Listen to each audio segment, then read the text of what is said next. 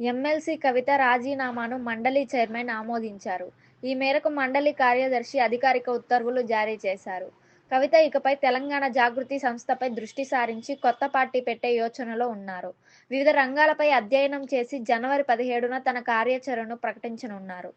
రాజకీయంగా స్వతంత్ర బాట పట్టిన కవిత ఇప్పుడు తన పూర్తి దృష్టిని తెలంగాణ జాగృతి సంస్థపై కేంద్రీకరించారు. త్వరలోనే కొత్త పార్టీ పెట్టబోతున్నట్లు ప్రకటించారు. సామాజిక తెలంగాణ సాధనే లక్ష్యంగా మంగళవారం బంజారాహిల్స్లోని జాగృతి ప్రధాన కార్యాలయంలో భారీ సమావేశం నిర్వహించారు. ఈ సందర్భంగా సంస్థ భవిష్యత్తు కార్యాచరణను ఖరారు చేసేందుకు ఒక స్టీరింగ్ కమిటీని ప్రకటించారు. ఎల్. రూప్ సింగ్ కార్యనిర్వాహక అధ్యక్షుడిగా, జర్నలిస్టులు సయ్యద్ ఇస్మాయిల్, లోక రవిచంద్ర, సీనియర్ నాయకురాలు మంచాల వరలక్ష్మి సభ్యులుగా కమిటీని ఏర్పాటు చేశారు.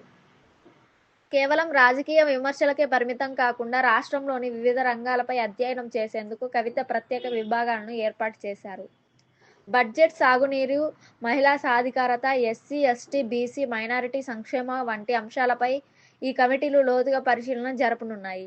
ఈ కమిటీలు ఇచ్చే నివేదిక ఆధారంగా జనవరి 17న తెలంగాణ జాగృతి తన తదుపరి పోరాట పంథాను ప్రకటించనుంది.